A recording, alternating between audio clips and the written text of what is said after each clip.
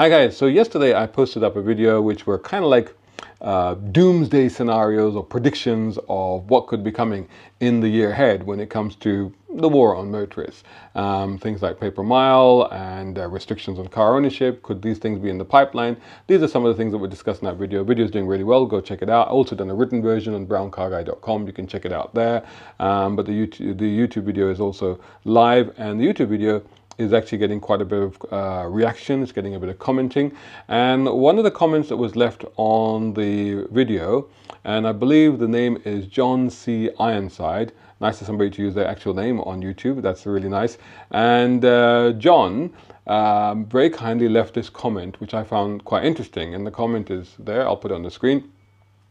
As we speak, the Scottish Government is holding public consultation on introducing a blanket 50 miles per hour speed limit on all single carriageway roads. That's a 10 miles per hour reduction, purportedly on safety grounds. He says the consultation closes on the 5th of March. So please voice your views using the consultation form on the Scottish Government site. So thank you very much, first of all, to John for leaving that, because I did not know about that. So that's quite interesting. So I think we've got some time, 5th of March. I think we should all get involved in that. I mean, Scotland, I mean, one of the best things about that amazing country is the absolutely stunning landscape, but also probably just about the best driving roads in the world. Whenever I've done press drives or press trips in Scotland, it's just been a hoot. I mean, no matter how good or bad the car is, it doesn't really matter because the roads have been so terrific. I mean, top tip to any car manufacturer, you know, if your car is not that interesting, just launch it in Scotland on some great roads, because the journalists will have such a great time that they'll be like, oh, best event ever. So amazing roads. So to do something like that, I think, you know, it's a bit like Wales with their 20 miles per hour limit in towns and villages. The point is that some of these places, the reason that you go there is because, you know, they're deserted, they're empty, and they have some epic driving roads. And surely that is a big part of tourism, obviously in the case of Wales, but I mean, almost certainly in the case of Scotland as well, surely. And you know, and I'm not by any means exaggerating when I say that they have some of the best driving roads anywhere. There's just no, I mean, it's worth going there now before any limits are introduced, because they're just epic. You know, if you haven't driven there and you haven't driven on some of the nicer roads, you just got to go do it. A brown car guy.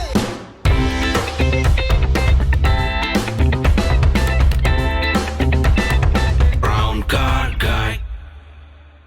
So anyway, what I did is I looked for the consultation and I found it, and here it is.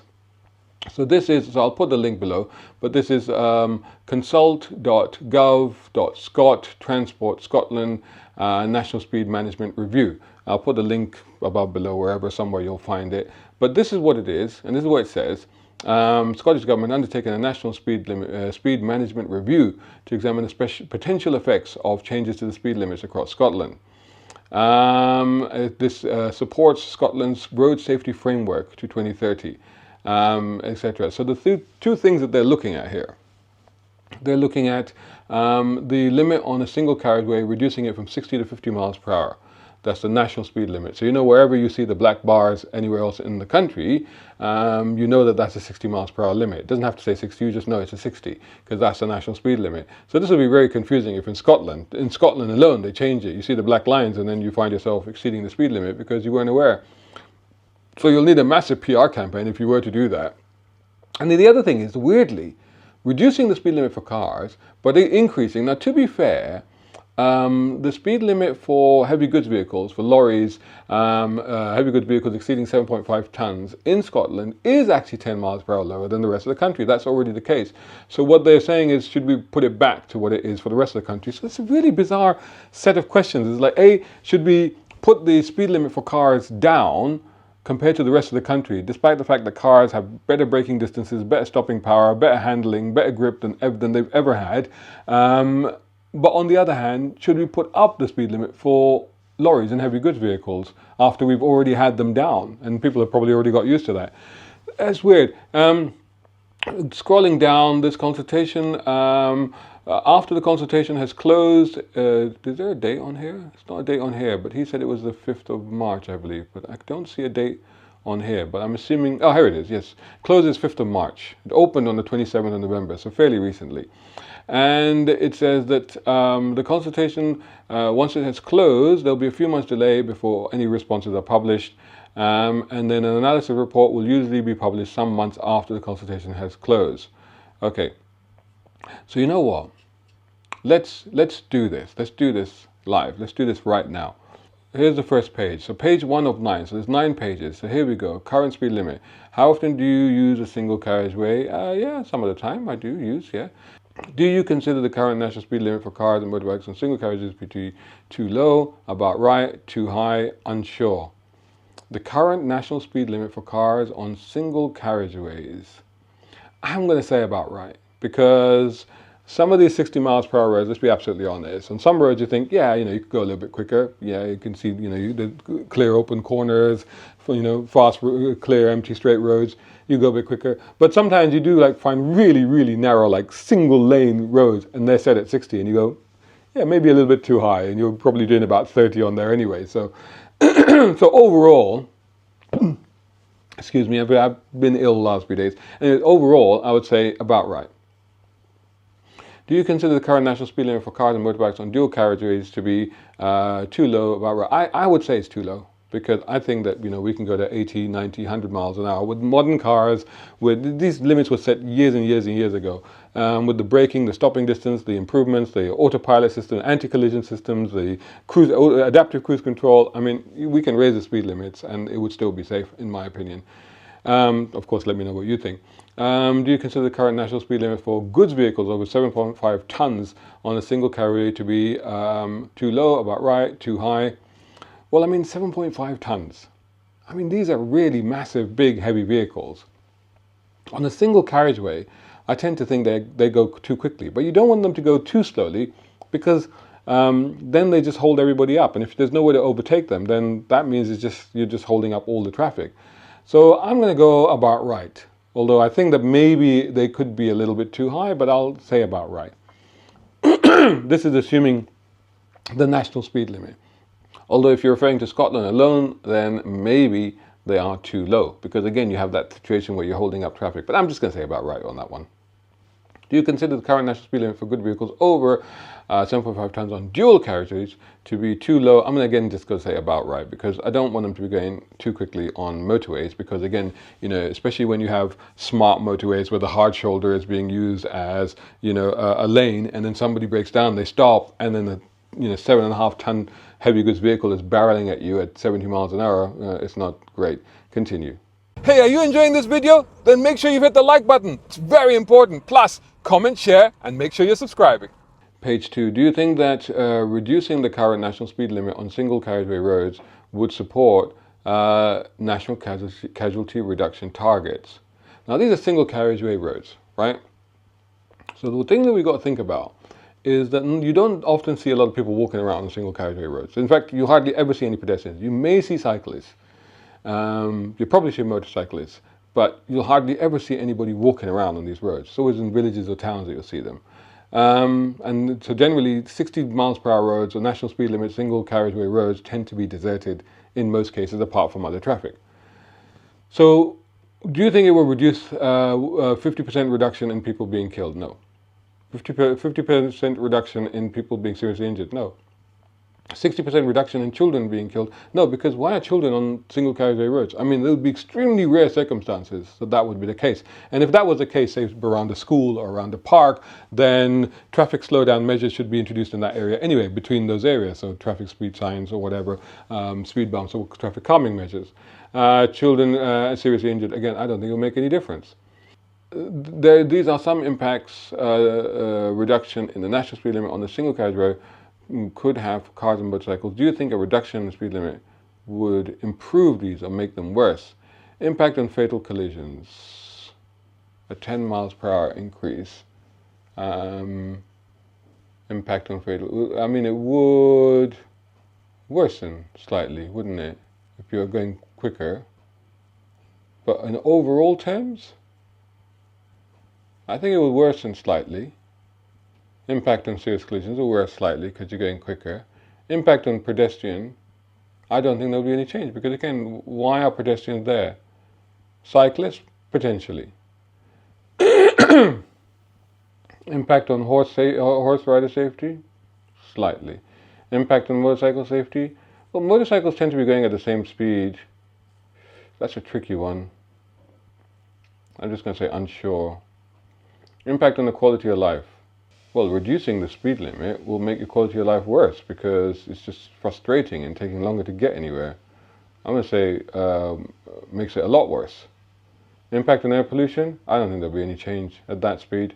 In fact, if you think about it, the slower you're going, the longer your car is running. Impact on noise levels? I don't think there's a huge amount of difference between 10 and 10 miles per hour change in speed. So I'm going to say no change. Impact on climate change?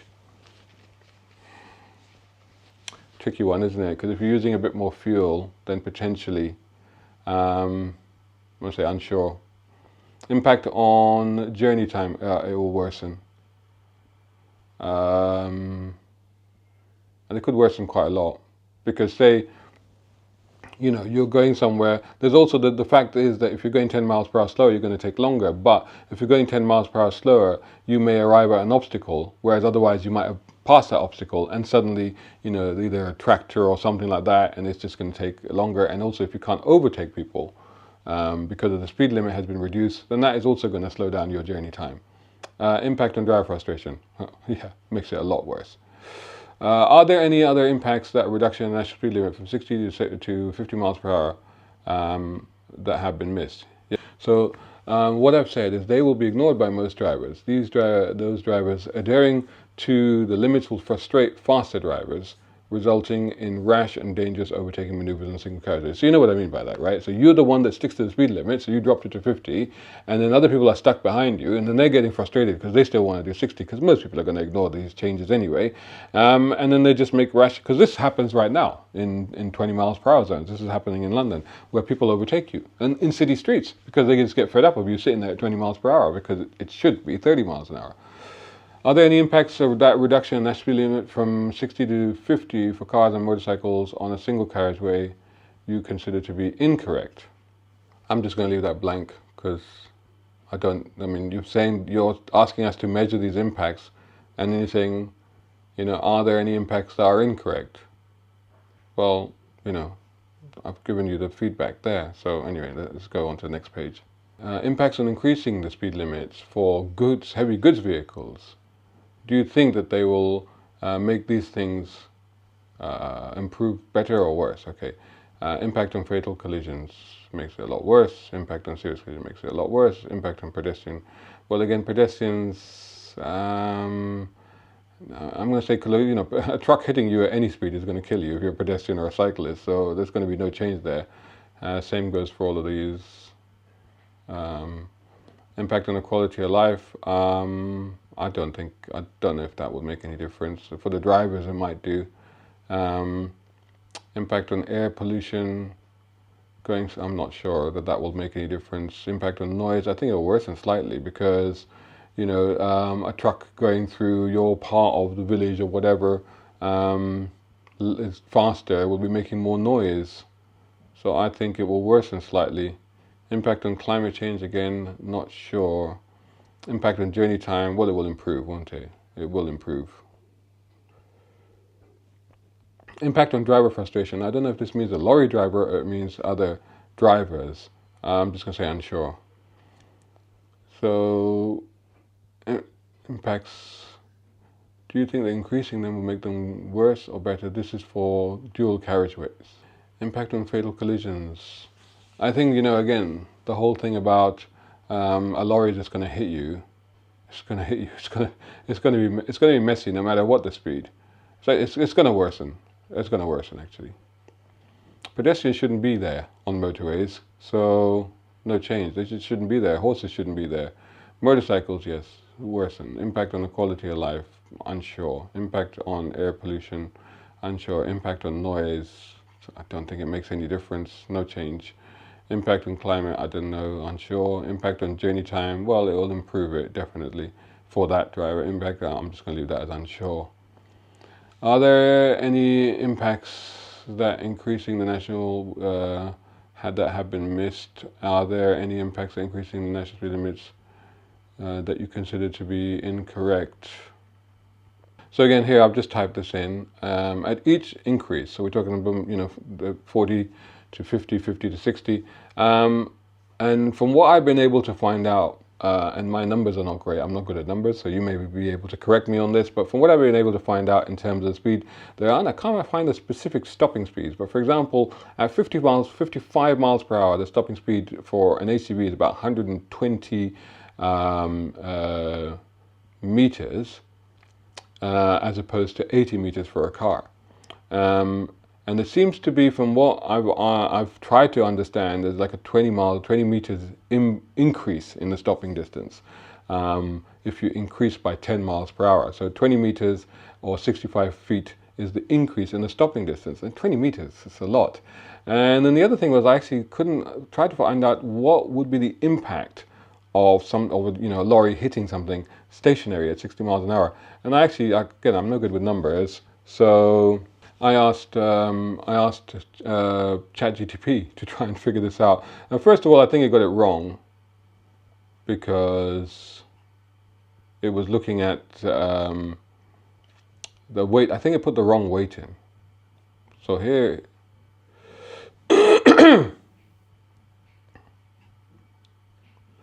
it put the weight in at 30,000 kilograms. I think that's a bit high. So I asked it to do it again, to put the weight about 9,000, so 7.5 plus whatever the vehicle, 10,000, you know. But even then, the force of impact at 40 miles per hour, it's saying nearly 1 million newtons of force. At 50 miles an hour, it goes up by 50%.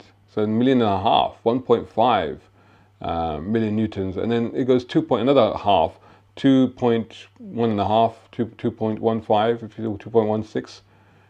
So, I mean, that's a huge amount of force, potentially, that, that if a lorry going at that speed is going to hit like a stationary car or something. So that's why I've said, a lorry, the force of an impact of a lorry at 60 miles an hour is 2 meganewtons. So they have to think about these things. This one I'm just going to leave blank. Do you think motorists generally comply with the national speed limits on single carriageway roads? I say most of the time, because like I said, there's differences. If you average it out, people probably do stay probably below 60 miles an hour, I reckon, because some 60 miles per hour roads, people are just using their common sense. They're just too narrow, and maybe there's too much traffic, and they're just not able to go at 60 miles an hour. Whereas others, you may be going about 70, maybe even 80, but it's a clean, open, empty road. But I think most of the time people probably do stick to the speed limit, certainly from my experience. If the national speed limit on a single carriageway were reduced, do you think the current speed would remain in place to support road safety? Well, I don't know what that means really. I mean, does that mean that you're just going to keep the cameras? Well, you're going to keep them anyway, so what difference does it make, that's a silly thing really. That's a dumb question. What additional measures could you take to you've got speed cameras, whatever, you just have to do a PR campaign, wouldn't you, to tell everybody that you've lowered the speed limit. What would reduce a speed limit on a single carriageway encourage you to use? Would a reduced limit on this? What, am I going to walk and cycle along a single? No, very unlikely. No, I would not be doing any of that. Would reduced national speed limit on a single carriageway make you use public transport more or less often? Well, not really, because if I have to drive, I'm still going to drive. I just have to be more careful. I just have to drive slower, isn't it? But I won't necessarily use public transport just because the speed limit is 10 miles per hour lower. No. If the national speed limit on a single carriageway road reduced, would this impact you driving less frequently? No, again, there wouldn't be any change. I'd still drive. You just have to drive slower, but you'd still drive, so it wouldn't make any difference. Right, so this is page 6 of 9. What's your name? Okay. I'm just filling in this sheet with my details. What mode of transport do you most frequently use to travel on a single carriageway? I use a car. If you're a driver, what is your most frequent reason? Business, commuting, and leisure? Well, all of them. Which social media platforms are you most likely to use to receive road safety information? Oh, I don't know. Facebook? Yeah, I suppose. The Scottish Government would like your permission to publish your consultation. Publish response with names. Yeah, go for it. I don't mind. Do you consent to Scottish Government contact you again in relation to this? Yeah, sure, if you want to. I confirm, so there's privacy policy, I consent to that. So let's continue. Improve our consultations. How satisfied were you with this consultation? Neither satisfied nor dissatisfied. Doesn't really bother me. How would you rate your satisfaction with this, using this? Well, I mean, you know, it's a good thing that they're doing it. So let's just say very satisfied, to encourage them, yeah? By your response, you give us permission to analyze, include your response or results. You'll no longer be able to go back and change it. That's fine. Submit response. So there you go. I've done the form. And so, you know what? You should do it as well. Go and do that now. I think it's very important to get involved in these things. It's good that we have the opportunity to do that. It's better to do that now, get involved, have your say, rather than just let these things happen and then moan about them afterwards. So anyway, that's what it is. I'll put the link above, below, whatever, you'll see it. It was on the screen as well. And let me know how you get on with it, and I'll catch you all in the next video. Hi guys, I've been writing. This is my first book, a novel, an all-out action thriller, and this one is a collection of 13 stories I've written over the course of 2 decades. The Ulysses Files and The Quantum Races by BC Guy are out now on Amazon.com. Shout out time, guys. Thank you so much. Hey, if you enjoy my content, why not get involved? Buy me a coffee. You can do that at either of these links. Or if you're watching on YouTube, buy me a thanks or take out a membership. It all helps. It really does.